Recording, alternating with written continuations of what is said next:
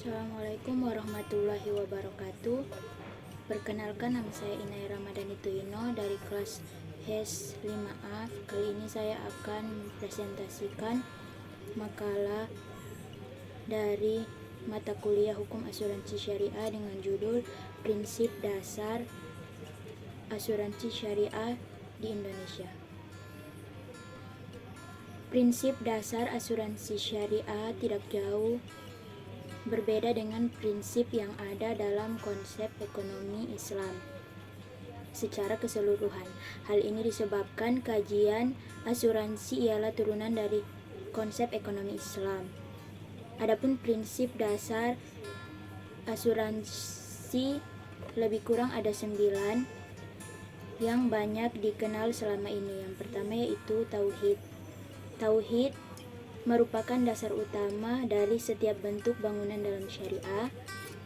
Dalam berasuransi, yang harus diperhatikan adalah bagaimana seharusnya menciptakan suasana dan kondisi berasuransi. Ada semacam keyakinan dalam hati bahwa Allah Subhanahu wa Ta'ala selalu mengawasi gerak langkah kita dan selalu berada bersama kita. Yang kedua yaitu keadilan. Prinsip keadilan. Keadilan dalam hal ini dipahami sebagai upaya dalam menempatkan hak dan kewajiban antara tertanggung dan penanggung atau perusahaan asuransi. Pertama, tertanggung harus memposisikan diri pada kondisi yang mewajibkan untuk selalu membayar premi dalam jumlah tertentu kepada penanggung dan mempunyai hak untuk mendapatkan sejumlah dana ganti kerugian atau santunan jika peristiwa tidak pasti terjadi.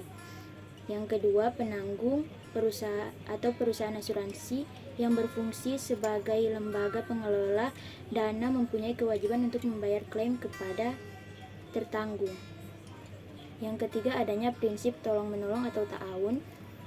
Prinsip ini sangat penting dalam melaksanakan kegiatan asuransi, harus didasari dengan dasar tolong-menolong di antara para tertanggung, yakni seseorang yang menutup perjanjian asuransi sejak awal harus mempunyai niat dan motivasi untuk membantu dan meringankan beban temannya atau sesama nasabah yang pada suatu ketika mendapatkan musibah atau kerugian. Yang keempat yaitu adanya kerjasama. Kerjasama yang dimaksud ini dalam bisnis asuransi yaitu dapat terwujudnya dalam bentuk akad yang dijadikan acuan antara kedua belah pihak yang terlibat, yaitu tertanggung dan penanggung. Yang kelima, adanya prinsip amanah. Prinsip amanah yang dimaksud ini yaitu perusahaan harus memberi kesempatan kepada nasabah untuk mengakses laporan keuangan perusahaan. Laporan keuangan yang dimaksud ini harus mencerminkan nilai-nilai kebenaran serta keadilan dalam bermuamalah. Demikian juga sebaliknya, nasabah juga perlu amanah dalam aspek resiko yang menimpanya. Jangan seolah-olah membuat rekayasa bahwa dia tertimpa musibah padahal tidak terkena musibah. Yang keenam yaitu prinsip kerelaan.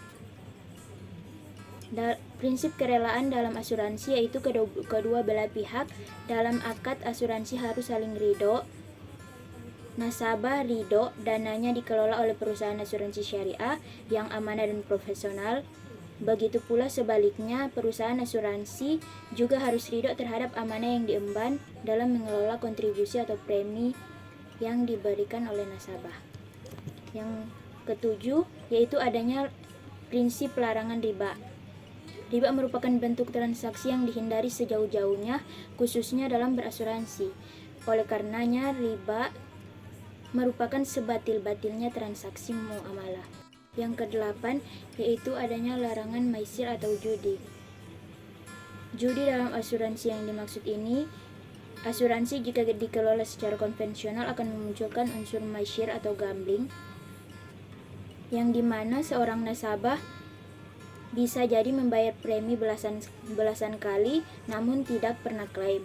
Di sisi lain, terdapat nasabah yang baru satu kali membayar premi lalu melakukan klaim, sehingga perusahaan bisa untung besar, atau manakala premi banyak dan klaim sedikit, atau pula bisa rugi banyak ketika premi sedikit dan klaimnya banyak.